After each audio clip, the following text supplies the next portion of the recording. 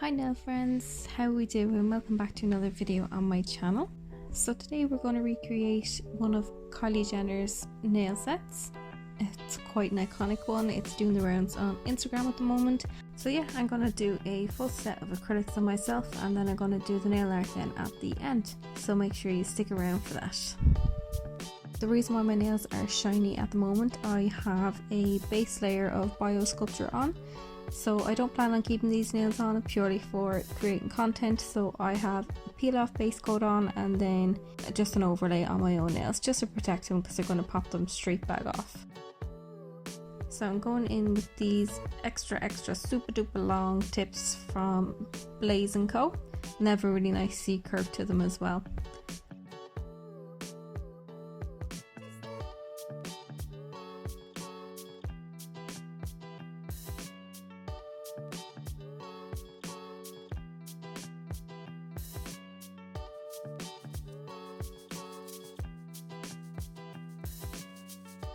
So I'm just going to snip them down and I'm going to shape them up.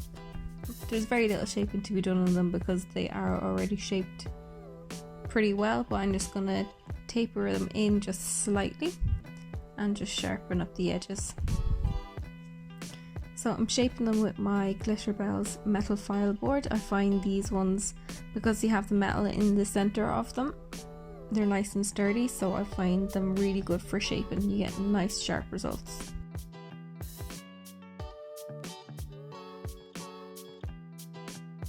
So I'm going to build up my set using glass slippers from Glitterbels, and I'm going to go in with my hammer-free monomer. The brush that I use is from CJP and it's called the Big Boy. This is my all-time favourite acrylic brush ever. I think it's a size 14 and it's pinched, and I just find the quality of the hairs in the brush, it's like no other brush that I've used before. It's just super soft and it holds the acrylic really well, and it doesn't get clogged very easily with acrylic unless you're being really messy, but that's not the brush's fault. One of my favourite brushes, and I've had it about three or 4 years now. So I was struggling a little bit with my application on this set, not gonna lie, it was a hot day. My acrylic was setting very fast, and as well with the peel off base coat and the product underneath, I kind of didn't allow that in my math when I was applying my acrylic, so I ended up, especially the first two, they were a little bit chunky, but I got the hang of it in the end. That's nothing a file can't fix.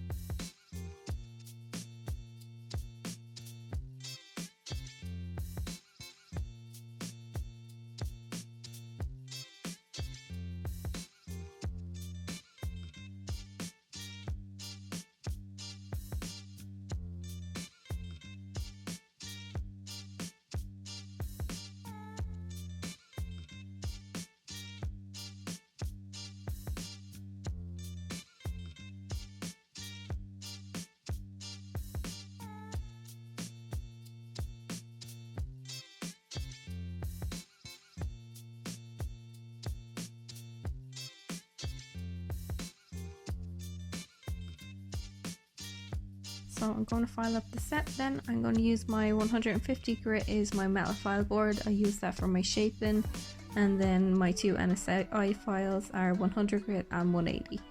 So the pink one is the sharper one, my 100 grit, and then the blue-green color one is the 180.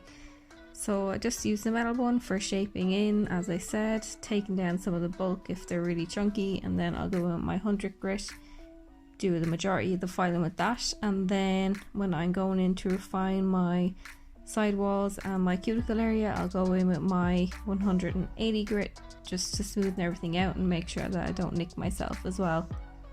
It's very important to score your files before you start filing so you don't cut yourself or cut your client. So I generally start off on the sidewalls of my nails and then whip it up and kind of do it once over and then refine the cuticle then towards the end, making sure that my apex and everything is in the right place, that it's high enough and that I have enough structure in the nail. I am going to do a more in-depth filing routine video. I just need to get a few models sorted for a few video ideas that I have. It's a bit harder to do it on yourself when you're trying to talk through it, and as you can tell, awkwardly holding your hands in multiple positions while getting a million cramps at the same time is a little bit difficult. So it would be easier to get a model for those kind of videos, but I will do it. So again, just with that 180 grit, refining and smoothing out the cuticle area and making sure that there's no walls or ledges at the side of the nails, that everything connects nice and smoothly.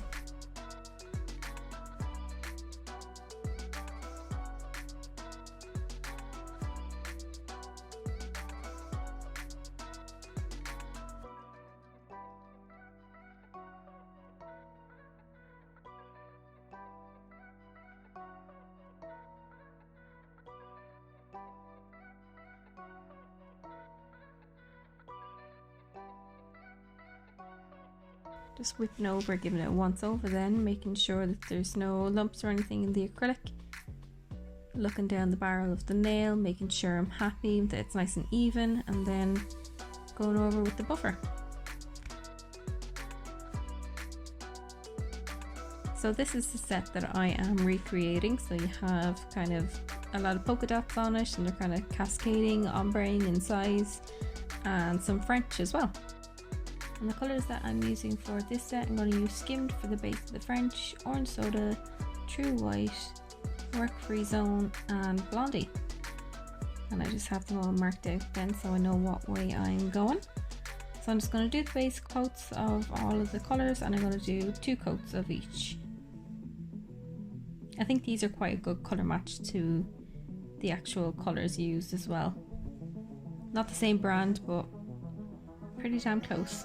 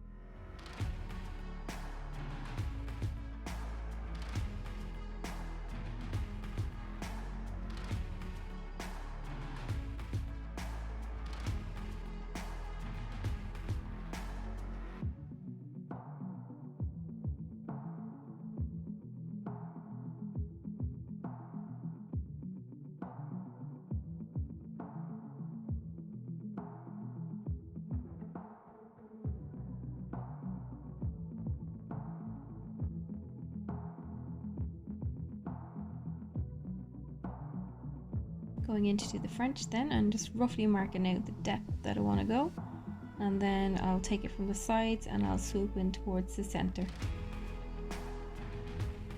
So again, this is Work Free Zone is the name of this pink color.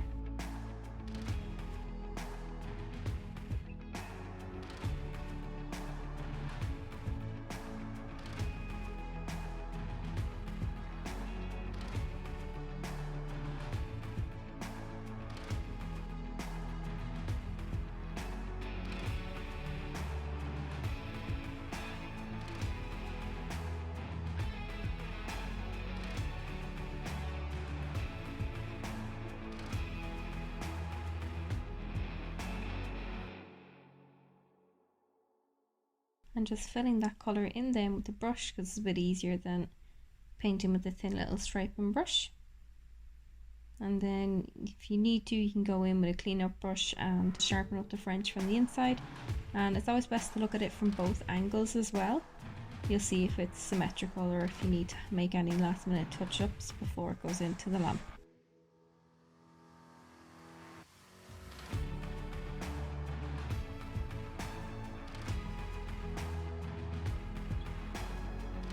So doing the same then on the middle finger and the pinky. So the middle finger, the colour I'm going in with is orange soda. And again, just swooping in, I've marked out the centre, roughly the depth that I want to go.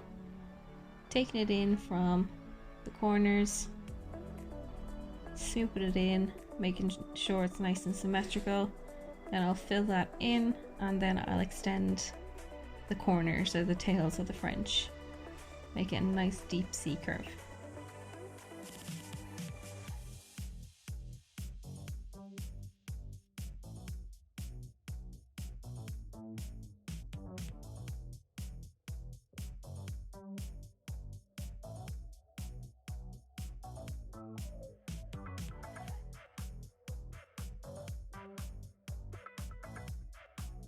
And Blondie is the name of the yellow colour then for the pinky.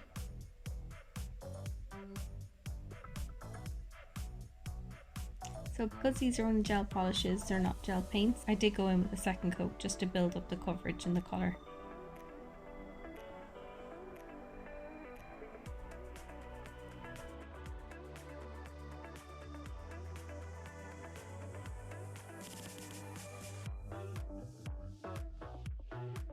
So it's time for the dots now. So I have the biggest dotting tool that I have, and I'm making a line straight down the center of the nail. So this one is I'm going to do 5 lines of dots, and I'm going to do one straight down the center, one either side. They're going to be the same size, and then I'm going to do 2 smaller ones on each of the edges. So normally when you're doing polka dots, you don't do them in line, you normally off center them. But for this one, they're actually all in line, so you want the dots to be lining up, nearly making little squares if you were to connect them all together. So 2 lines of the same thickness, and then I go in with my smaller size straight down the side.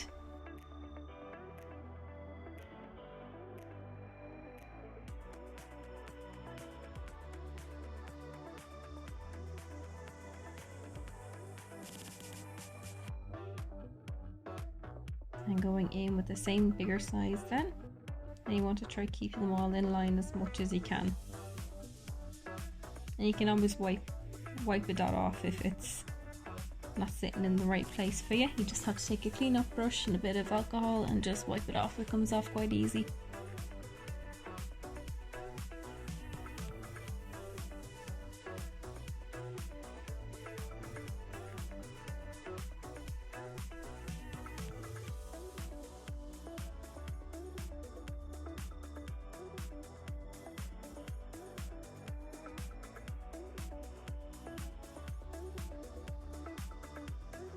So we're going to do the same thing then on all of the French nails. So do the same amount of lines on the middle finger as well. So just go down one straight down the center, thicker one either side of that, and then going in with the thinner one then on the edge. And the colour of the dots is the same as the French on the thumb, so that's work free zone.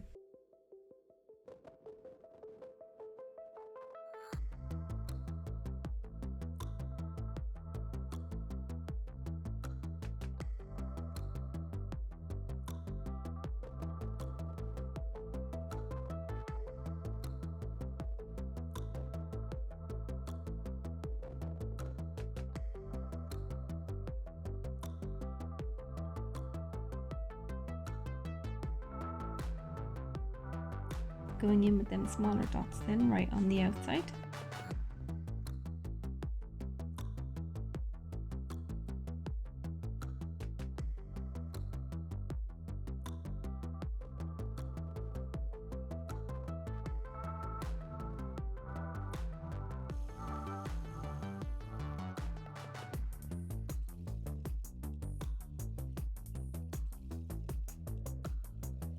So doing the same then on the pinky, but I'm just going to do 3 rows. So I'm going to do one of the bigger dots and then one of the smaller dots either side, just because it's a narrower nail and I didn't want to try squish everything on. So it would have been a bit overcrowded.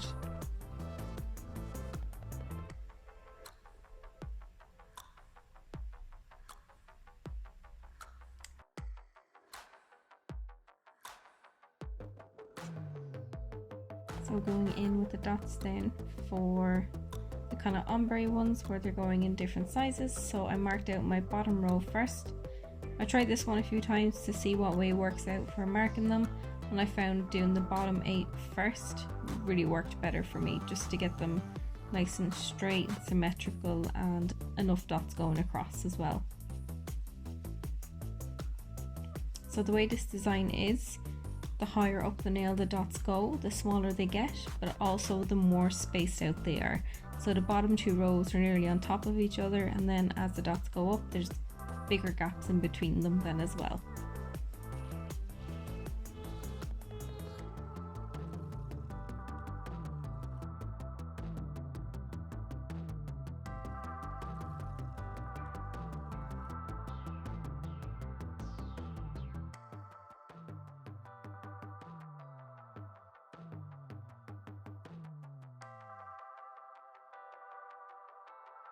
I only use 2 different size dotting tools, and to kind of get that ombre look on them, the more you dot up the nail with the same polish on the brush, they do start to get smaller because you start to run out before you need to dip back in again. So going up, shooting up in that straight line, the bottom one is naturally going to be the biggest one, and then the top one is the last one that you get on is naturally going to be the smallest one, purely because the amount of polish already on the dotting tool.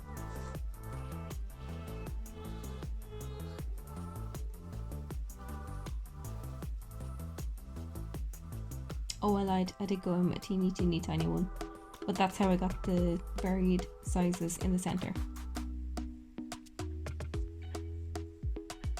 So I'm going to do the exact same thing then on the ring finger, and I'm going to go in with orange soda then for this one.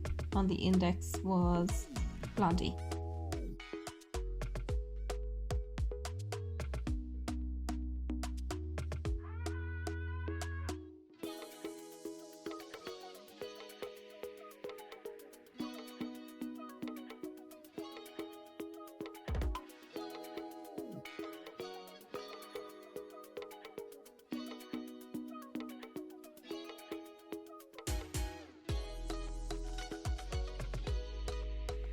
I'm just going to go with my no wipe top coat then, just to seal it all in.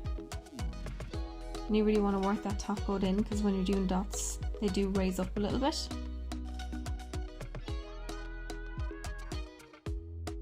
And this is how they look.